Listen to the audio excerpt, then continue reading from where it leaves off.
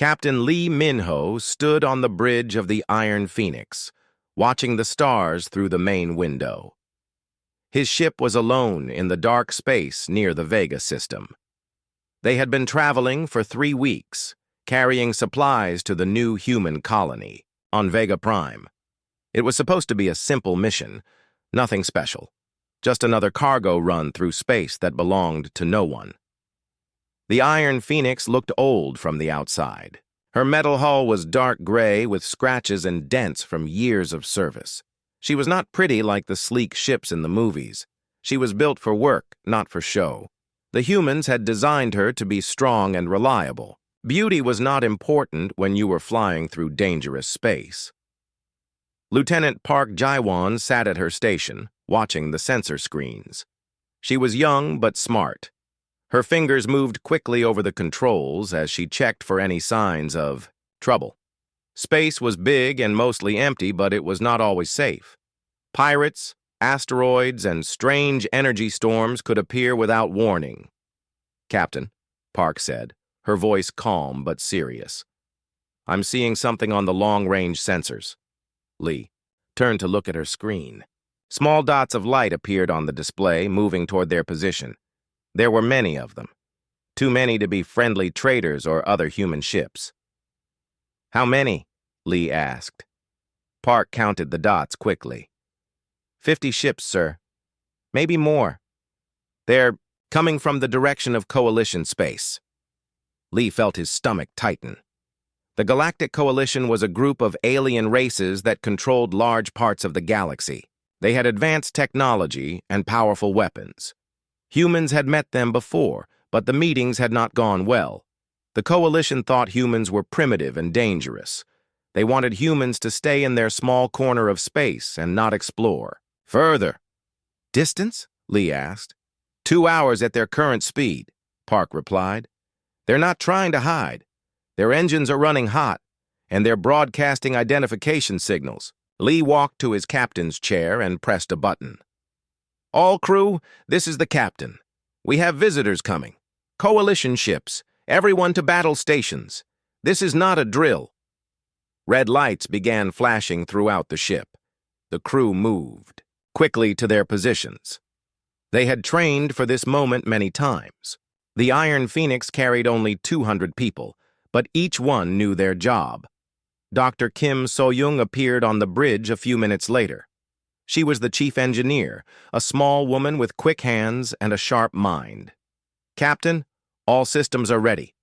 The reactor is running at full power and the weapons are online." Lee nodded. "Good. What about Protocol 7? Dr. Kim smiled slightly.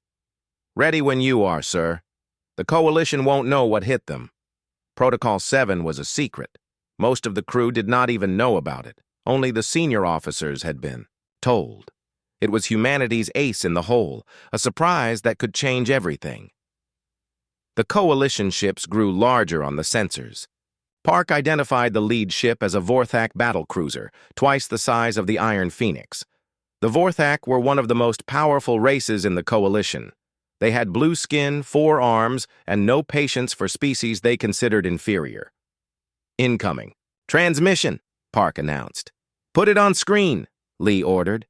The main screen changed to show the bridge of the alien ship. Admiral Chiral stood in the center, his blue skin almost glowing under the bright lights. His 4 arms moved as he spoke, and his voice was deep and commanding. "Human vessel, you are in violation of Coalition space. Stop your engines and prepare to be boarded. Any resistance will be met with force." Lee stood up slowly. He was not a tall man, but he carried himself with confidence. Years of commanding ships in dangerous space had taught him how to project strength, even when facing overwhelming odds. "Admiral Chiral," Lee said calmly. "This is Captain Lee Minho of the human ship Iron Phoenix. We are in neutral space, following established trade routes. We have no intention of entering Coalition territory." Chiral's large eyes narrowed. "There is no neutral space, human. The Coalition has claimed this entire sector. Your kind will learn to respect our authority." Behind Chiral, other aliens moved around the bridge. Lee could see Vorthak officers at various stations, their blue hands working on controls that looked far more advanced than anything on the Iron Phoenix. There were also other species represented, tall, thin beings with gray skin and shorter, creatures covered in what looked like scales. "Sir," Park whispered, "they're moving into attack formation. All 50 ships are surrounding us." Lee could see it on the tactical display. The coalition ships formed a perfect sphere around the Iron Phoenix. Each ship was positioned to cover the others with overlapping fields of fire. It was a textbook military formation designed to prevent any escape. "Admiral," Lee said, still speaking calmly, "we are one ship. You have 50. Surely there is no need for violence." Kirill laughed, a harsh sound that did not contain any humor. "Violence? Human, you misunderstand the situation. This is not a battle, this is a lesson. Your species needs to learn its place in the galaxy."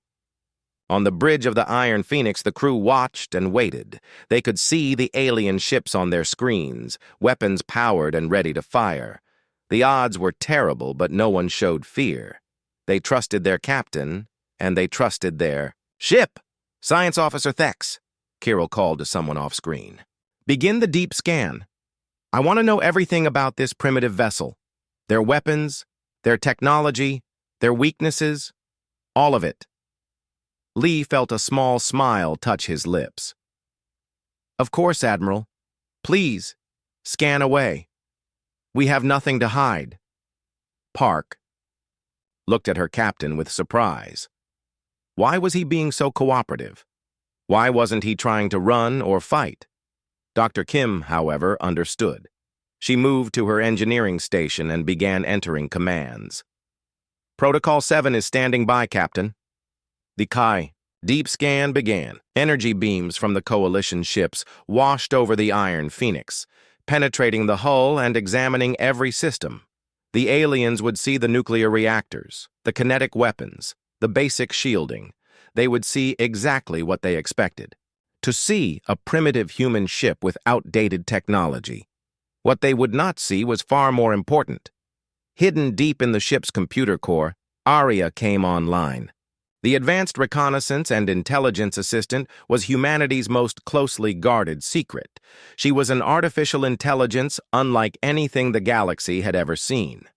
While the Coalition was scanning the Iron Phoenix, Aria was scanning. Them right back. "Captain," Aria's voice spoke quietly through Lee's earpiece. "Counterscan is complete. I have full specifications on all 50 ships." Lee's smile grew wider. "Thank you, Aria. Begin Phase 2. The trap was set. The Coalition thought they were studying their prey. They had no idea they had just walked into the jaws of a predator. Science Officer Thex worked at his station on the Coalition flagship, his long fingers dancing across the control panel. The deep scan was going perfectly. The human ship sat still in space, surrounded by 50 Coalition vessels, while advanced sensors penetrated every inch of its hull. "Admiral," Thex called out, his voice filled with satisfaction. "The scan is revealing exactly what we expected. This ship is centuries behind our technology." Admiral Kirill moved closer to look at the readings. The data streams showed him everything about the human vessel. Nuclear reactors provided power, a primitive energy source that the Coalition had abandoned thousands of years ago. Kinetic weapons filled the weapon bays. Simple projectile launchers that fired metal bullets. The shielding was basic, designed to stop space debris rather than energy weapons. "Look at this," Thex continued, pointing to his screen. "Their computer. Systems are running on quantum processors. We moved beyond those before your grandfather was born, Admiral." Kirill nodded with approval.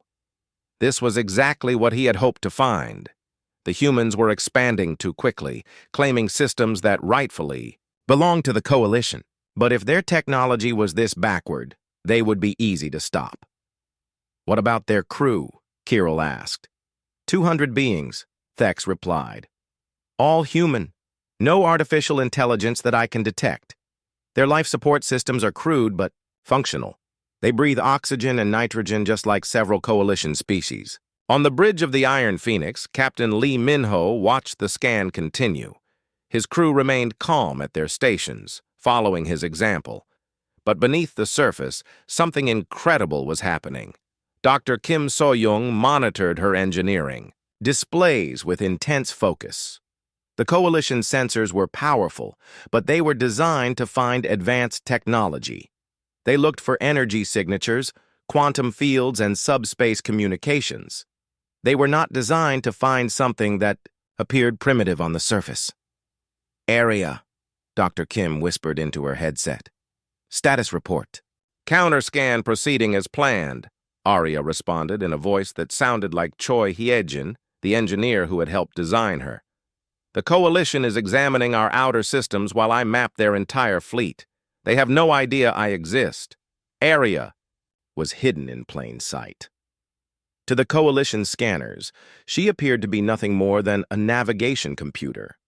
Her quantum processors looked primitive compared to Coalition technology, but that was by design.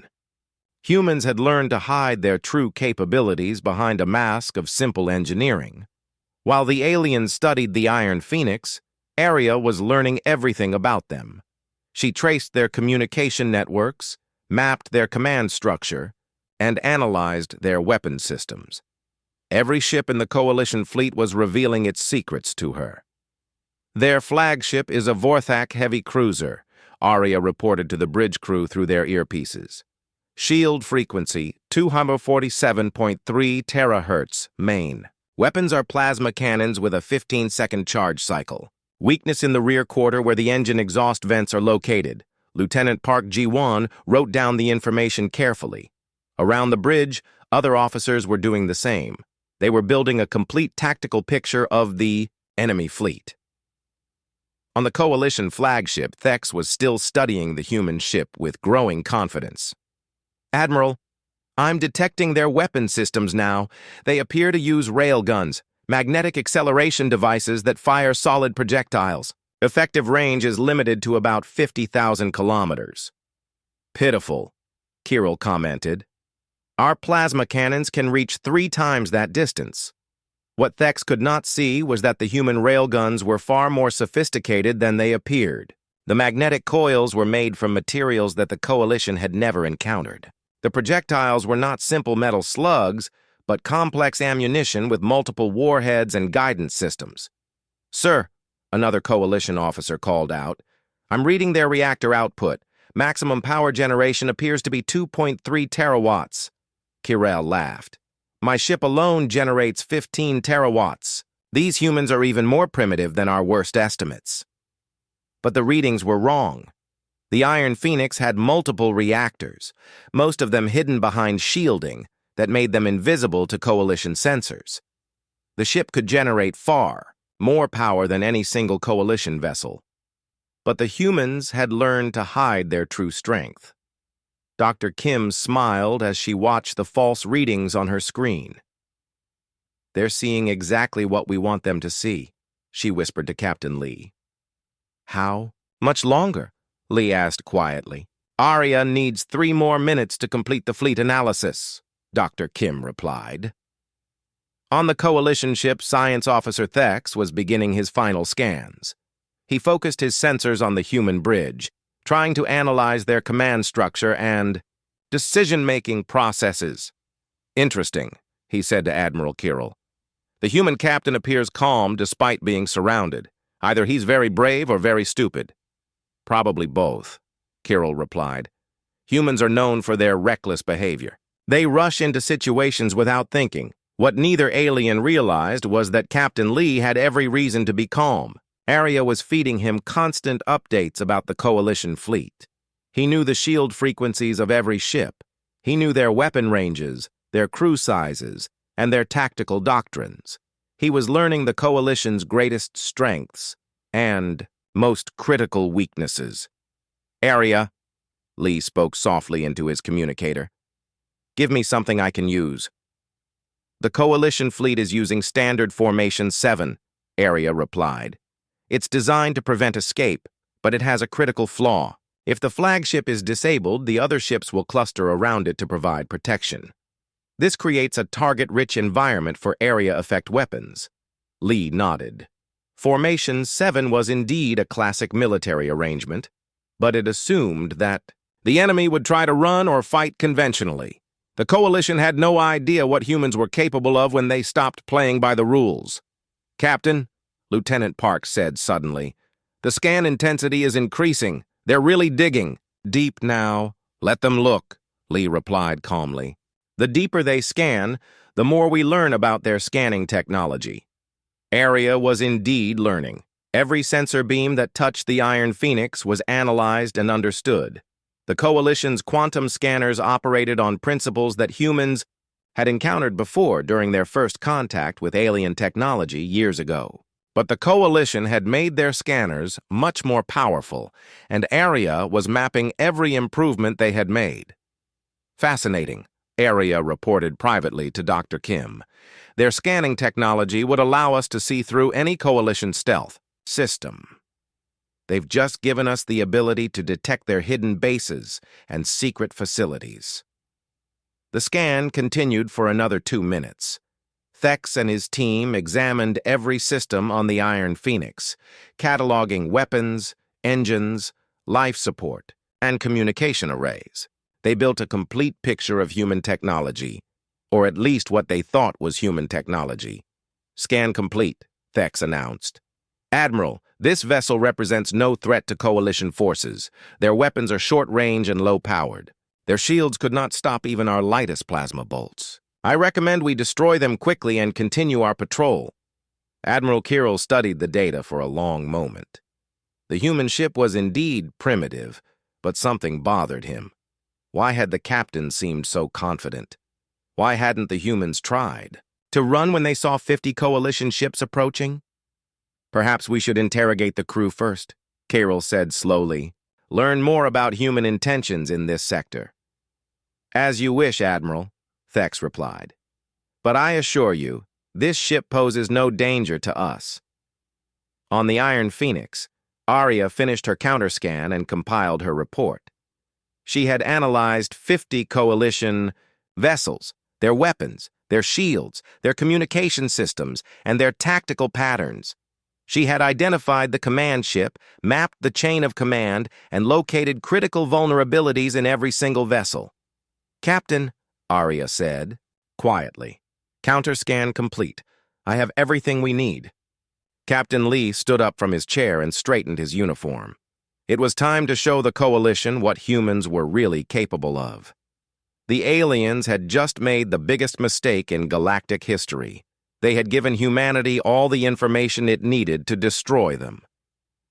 Admiral Carell stood tall on his bridge, feeling satisfied with the scan results. The human ship was exactly what he had expected: primitive, weak, and no match for Coalition technology. Now it was time to make an example of these upstart humans, who dared to travel through space that belonged to the Coalition.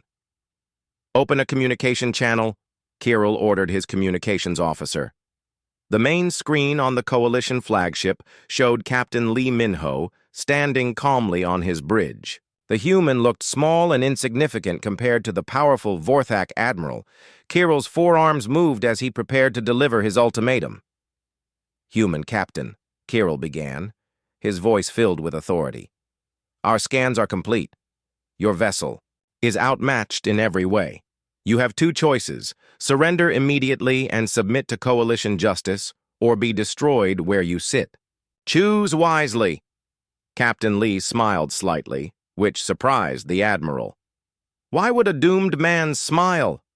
"Admiral Kirill," Lee said in a calm, steady voice, "thank you for the detailed technical specifications of your fleet. The information will be very useful." Kirill's large eyes widened in confusion. "What are you talking about, human? We scanned your ship, not the other way around." "Actually," Lee continued, his smile growing wider, "you did both. While your sensors were examining our systems were examining yours. And I must say your ships have some very interesting weaknesses." On the Coalition bridge, Science Officer Thex looked up from his station with alarm. "Admiral, that's impossible. Their technology is centuries behind ours." They couldn't possibly counter-scan our fleet. Lee turned to someone off-screen. Arya, please share some of our findings with Admiral Kirill. A new voice came through the communication system. It sounded female and completely calm. Greetings, Admiral Kirill. I am Arya, the artificial intelligence aboard the Iron Phoenix. I have completed my analysis of your fleet. Kirill felt his blood turn cold. An artificial intelligence? The scans had shown no evidence of advanced AI aboard the human ship. How was this possible? Arya continued speaking in her clear, pleasant voice. Your flagship is a Vorthak heavy cruiser, registration number VHC 7741. Shield frequency 247.3 terahertz, rotating every 12 seconds. Main weapons are twin plasma cannons with a 15-second charge cycle. Crew complement, 847 beings. Impossible, Thex whispered. Our shields use random frequency rotation. No one can predict the pattern. Your shield generator is located on Deck 7, Section 4, Arya said. It draws power from your main reactor through conduits that run along the port side of your ship. The conduits are shielded but vulnerable to kinetic penetrators traveling at 0.1 C or faster. Admiral Kirill felt panic rising in his chest. How could the humans know such detailed information about his ship?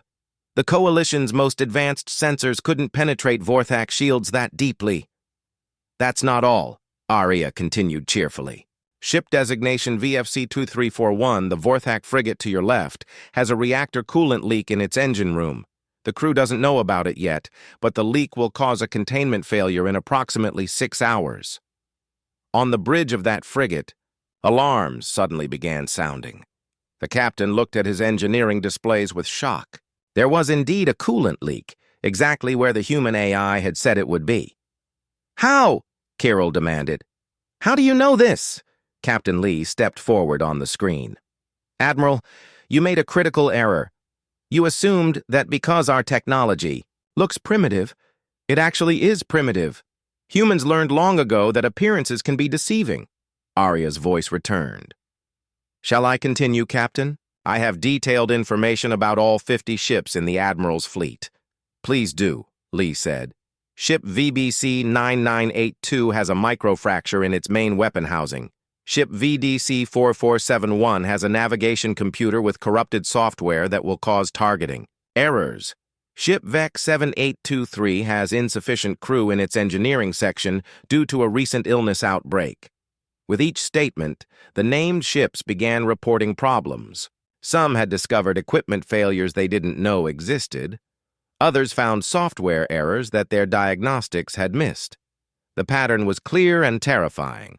The human AI knew everything about the Coalition fleet. This is a trick, Kirill declared, though his voice lacked confidence. Some kind of psychological warfare. I'm afraid not, Arya replied. Admiral, your personal cabin is located on Deck 3. Your security code is 77492. You have a collection of Vorthak battle poems in a locked drawer beside your bed. Your favorite is the Song of Burning Stars by the poet Krelthax. Kirill's mouth fell open. That information was known only to him. Not even his closest officers knew about his poetry collection. You've been reading our private communications? He accused. Actually, no, Arya said. I simply scanned your ship's computer systems during your scan of us. Your security is quite good by Coalition standards, but humans have been dealing with cyber warfare for centuries. We've gotten very good at it. On the Iron Phoenix, Lieutenant Park Jaewon watched the Coalition ships on her tactical display. She could see the confusion spreading through their fleet as ship after ship reported unexpected problems. The perfect military formation was beginning to waver as captains focused on their own vessels instead of the mission. Captain, Park said, quietly. Several Coalition ships are breaking formation to run diagnostics. Let them, Lee replied. The more they focus on their problems, the less attention they pay to us. Dr. Kim So-young was monitoring the ship's power systems. The demonstration was impressive, But it was just the beginning. Protocol 7 was much more than showing off Aria's scanning abilities. It was the first step in a carefully planned strategy that would turn the Coalition's numerical advantage into their greatest weakness. Admiral, Aria continued, I should mention that I've also accessed your tactical database. Standard Coalition Formation 7 has several critical vulnerabilities. For example, if the flagship is disabled, the other ships will cluster around it for protection. This creates an excellent target for area effect weapons. Kirill's panic was now turning to rage. Enough! I don't care what tricks you have. 50 ships against one is impossible odds. You cannot win. Captain Lee's expression became serious. Admiral, you're right about the odds. They are impossible. For you. The communication ended. The screen went dark on the Coalition flagship, leaving Admiral Kirill staring at his own reflection. Around him, his officers were trying to process what they had just heard. Sir, his tactical officer said nervously. What are your orders? Kirill looked at the human ship on his display. It still looked primitive and harmless. But now he knew that appearances meant nothing. The humans had technology that could see through Coalition defenses as if they didn't exist. They had an artificial intelligence that could break into any system, and they had a confidence that suggested they knew something he didn't. Communications, Kirill ordered. Contact High Command. Tell them we have a situation. What should I tell them, sir? Kirill studied the tactical display, trying to understand how 50 advanced warships could be threatened by a single primitive vessel. The answer was disturbing. The primitive vessel wasn't primitive at all. Tell them, Kirill said slowly, that we may have seriously underestimated the humans. On the Iron Phoenix, Captain Lee turned to his crew. They had revealed their capabilities to the enemy, but that was all part of the plan. The Coalition needed to understand what they were facing before the real battle began. All stations prepare. For combat, Lee ordered. It's time to show them what humans can really do. The trap was about to spring shut. Admiral Kirill stared at the human ship on his display, his 4 hands clenched into fists. The revelation that the primitive vessel could scan through Coalition defenses had shaken him, but he was still a military commander with 50 ships under his command. Numbers had to count for something. All ships, Kirill broadcast to his fleet. Open fire on the human vessel. Destroy it immediately. 50 Coalition ships turned their weapons toward the Iron Phoenix. Plasma cannons charged with deadly energy. Particle beams locked onto their target. Missile launchers prepared to fire. The combined firepower of the fleet could destroy a small moon. Captain Lee Minho watched the energy readings spike on his tactical display. He felt calm, almost peaceful. This was the moment they had trained for. This was why Protocol 7 existed. All crew, brace for combat, Lee announced. Area, activate all defensive systems. Activating now, Captain, Aria replied in her calm voice. The Iron Phoenix transformed. What had appeared to be scratched and dented metal plating suddenly shifted and changed. The outer hull revealed itself to be an illusion, a carefully designed shell that hid the ship's true nature. Beneath the false surface, metamaterial armor emerged, gleaming like liquid mercury.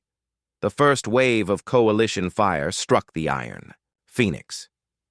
Plasma bolts that could melt through solid steel hit the metamaterial armor and simply disappeared. The energy was absorbed, redirected, and stored in the ship's capacitor banks. Particle beams bent around the hull as if it wasn't there. Missiles exploded harmlessly against shields that hadn't been visible moments before. Impossible, Science Officer Thex gasped on the Coalition flagship. Our weapons aren't even scratching their hull. Admiral Kirill watched in growing horror, as the most advanced weapons in the galaxy failed to damage a single human ship. Increase power to all weapons. Maximum output. The Coalition fleet poured more energy into their attack. The space around the Iron Phoenix lit up like a small star as dozens of weapons fired simultaneously. but the human ship remained untouched, floating calmly in the center of the destruction. "Captain," Lieutenant Park Ji-won reported, "their weapons are actually charging our power banks. We're at 150% normal capacity and rising." Dr. Kim So-young smiled at her engineering station. "The metamaterial armor is working perfectly. We could take this bombardment for hours." But Captain Lee had no intention of waiting hours. "Commander, Yoon Do-yun, return fire. Show them what human weapons can do." Commander Yoon Do-yun was the Iron Phoenix's weapons officer, a man who had studied warfare his entire life. His fingers moved across his controls with practiced precision. "Railgun batteries 1 through 6. Target the flagship. Firing now." The Iron Phoenix's weapons revealed themselves as the false hull plating retracted. What had appeared to be simple, kinetic launchers, were actually magnetic acceleration cannons of incredible sophistication. The projectiles they fired were not metal bullets, but complex warheads that moved at a significant fraction of light speed.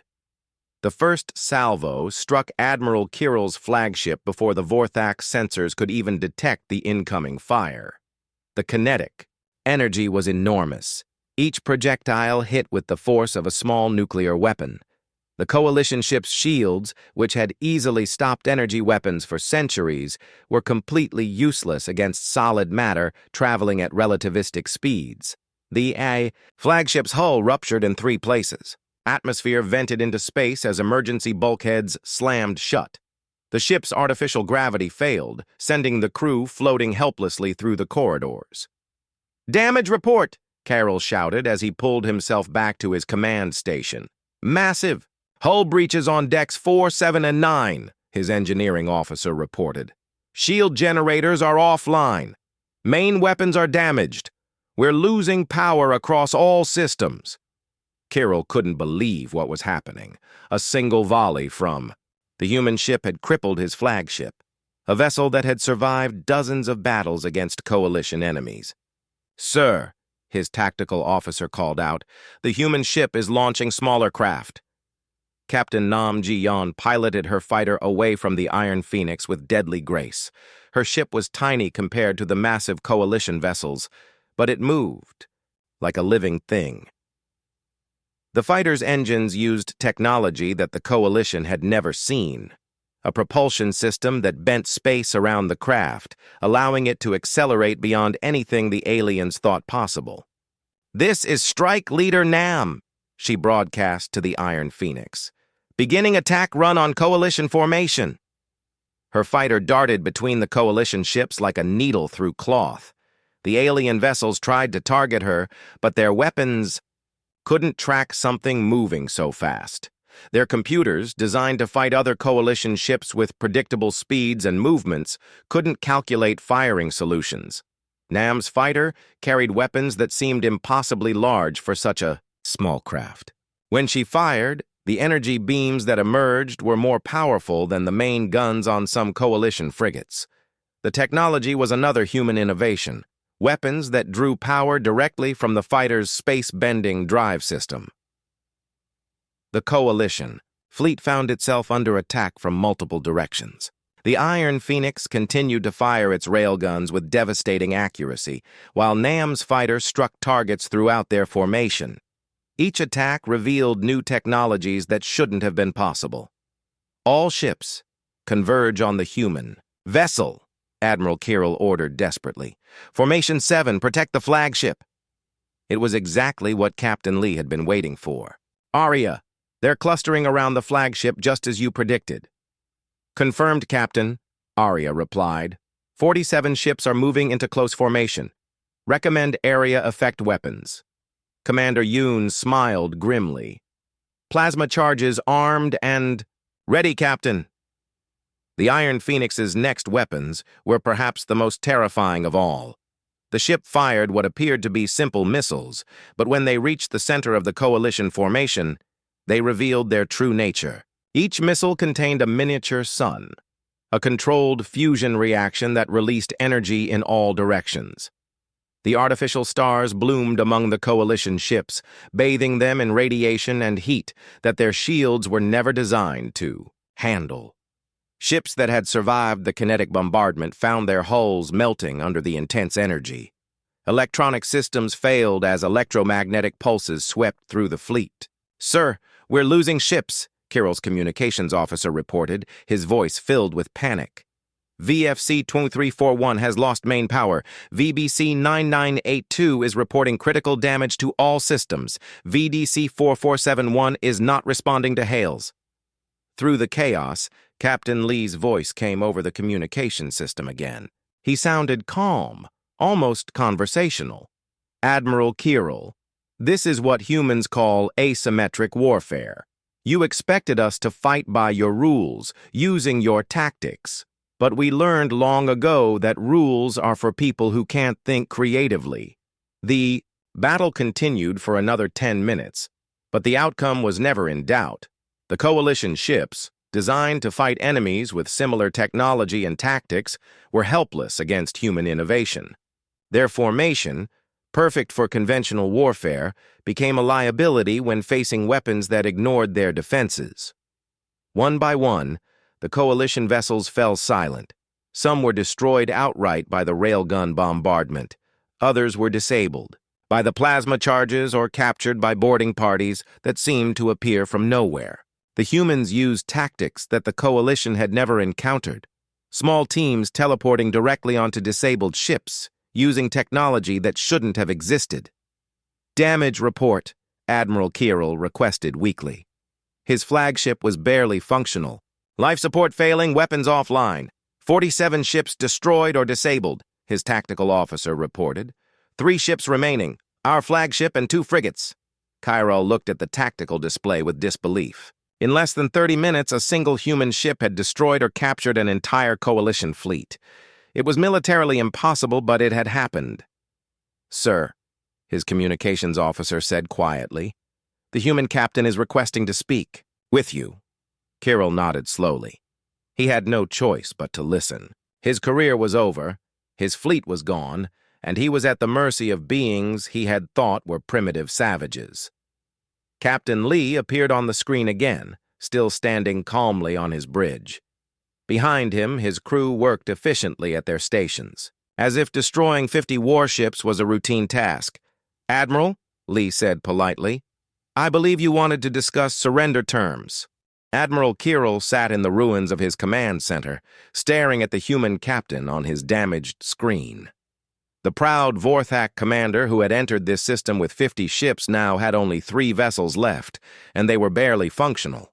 His career was finished, his reputation destroyed, and worst of all, he would have to explain to Coalition High Command how this disaster had happened. "Captain Lee," Kirill said, his voice hoarse with defeat. "What are your terms?" Captain Lee studied the alien commander for a moment. There was no satisfaction in his eyes, only the calm professionalism of a military officer completing a mission. "First, you will order your remaining ships to stand down completely. No weapons, no shields, no communication with the outside. Second, you will provide us with full access to your ship's databases. Third, you will record a message to your superiors explaining exactly what happened here." Kirill's 4 hands trembled slightly. "And if I refuse? Then we continue this demonstration until there are no coalition ships left to refuse," Lee replied simply. The Vorthak admiral looked around his bridge at his surviving crew members. They were injured, frightened, and looking to him for leadership. He had led them into this trap through his own arrogance. Now he had to find a way to keep them alive. "I accept your terms," Kirill said quietly.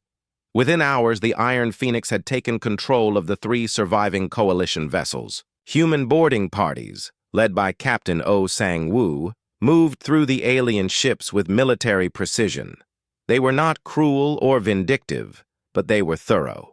Every piece of technology, every data file, every strategic plan was copied and analyzed. Dr. Shin Yoonji, the Iron Phoenix's science officer, worked alongside Area to process the captured information. What they found was beyond their wildest expectations. The Coalition databases contained detailed maps of the entire galactic arm, including the locations of military bases, supply routes, and homeworlds of dozens of alien species. "Captain," Dr. Shin reported, "we have the complete Coalition order of battle. Fleet positions, ship specifications, command structures, everything. This is the intelligence goldmine of the century." But that was only the beginning. As Arya dug deeper into the Coalition networks, she made an even more startling discovery. The aliens had never encountered an enemy that could match their technology. For thousands of years, they had been the dominant power in the galaxy, expanding through superior weapons and advanced science. They had grown complacent, predictable, and overconfident. "Sir," Arya announced to the bridge, "I've accessed the Coalition's strategic planning database. They have detailed invasion plans for human space. The attack on our colonies was scheduled to begin in 6 months." Captain Lee felt a cold anger settle in his chest. The Coalition hadn't been defending their territory. They had been preparing to attack humanity. This encounter wasn't a chance meeting. It was reconnaissance for a coming war. "Arya, can you access their communication networks?" "Already done, Captain. I have control of their quantum communication system. Every message, every order, every strategic discussion is now available to us." The implications were staggering. Not only did humans now know everything about Coalition military capabilities, they could also monitor and intercept all their communications. The element of surprise, which the Coalition had planned to use against humanity, now belonged to the humans. Meanwhile, on Earth and the human colonies, Fleet Admiral Kang Min-jae was receiving reports that seemed impossible to believe. A single battleship had defeated an entire Coalition fleet and captured intelligence that would change the balance of power in the galaxy. "Confirm those numbers," Admiral Kang ordered his aide. "One ship defeated 50? "Confirmed, sir." The Iron Phoenix is requesting immediate extraction of the intelligence data. Captain Lee believes the Coalition will respond with overwhelming force once they realize what happened. Admiral Kang studied the tactical reports with growing amazement. The humans had been preparing for eventual contact with hostile aliens for decades, but they had never expected such a complete victory. The capture of Coalition technology and intelligence would accelerate human development by centuries. "Send a message to all fleet commanders," Admiral Kang ordered. "Activate Defense Protocol Omega. We're going to war." Across human space, the message was received and understood. Hidden shipyards began producing warships using technology reverse-engineered from alien encounters.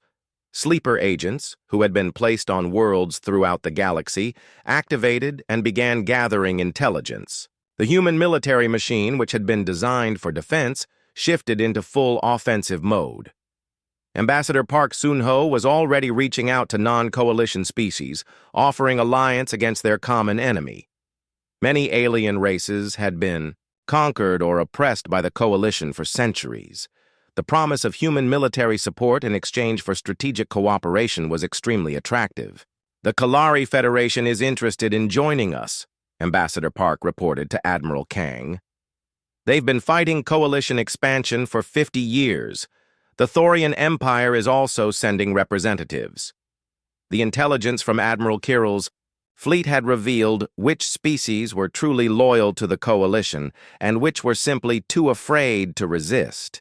Humanity could now offer protection to those who wanted freedom and target those who genuinely supported the Coalition's expansion.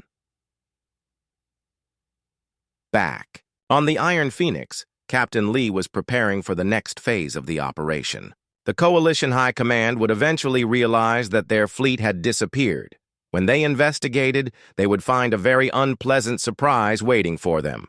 "Arya, how long before the Coalition notices their fleet is missing?" "Based on their communication schedules, approximately 18 hours, Arya replied. "Admiral Kirill's fleet was supposed to report in at 800 Coalition Standard Time tomorrow." "And how long to prepare our reception for their rescue fleet?" 6 hours should be sufficient, Captain. I've already identified the most likely response, a heavy battle group with at least 100 ships. Captain Lee smiled. Let them come. The more ships the Coalition sent, the more ships humanity would capture. Each victory would provide more intelligence, more technology, and more strategic advantage. Commander Bai Jisoo was leading the interrogation of Coalition prisoners, but it was more like a debriefing than an interrogation. The aliens were eager to talk, especially once they realized that resistance was futile. Many of them had never questioned Coalition policies, but seeing their advanced fleet destroyed by a single human ship had changed their perspective. The Vorthak military doctrine is based on overwhelming technological superiority, Commander Bai reported. They've never developed tactics for fighting an equal or superior enemy. Their entire command structure will collapse if they face multiple defeats. Dr. Kim So-young was already working on improvements to human technology based on the captured Coalition systems. The aliens had some interesting innovations that could be adapted for human use, but overall, their technology was actually less advanced than human systems in several key areas.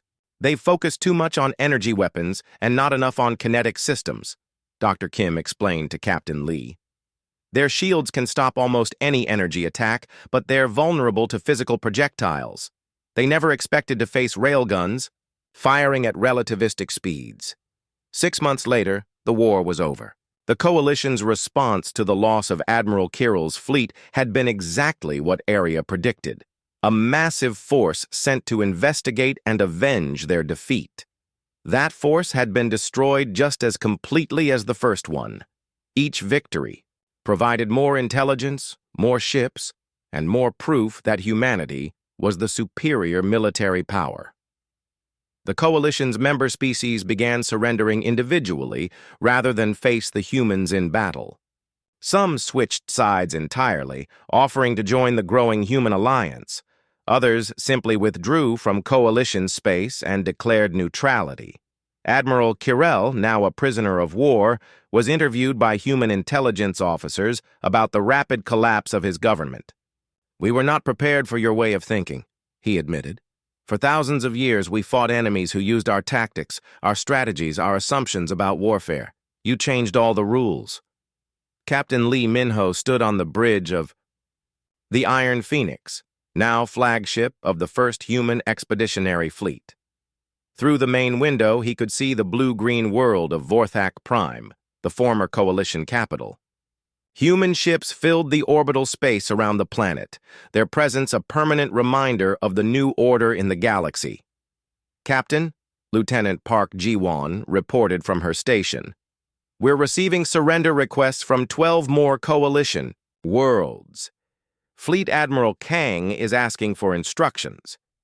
Lee considered the tactical display that showed human forces spread across half the galaxy. In 6 months, humanity had gone from a small collection of colonies to the dominant military power in their region of space. It had all started with one scan of a human battleship, a scan that the Coalition thought would reveal human weakness, but instead revealed their own. Tell the Admiral to accept all surrenders, Lee ordered, but maintain full security protocols. We're still learning which species can be trusted. Arya's voice came from the ship's communication system.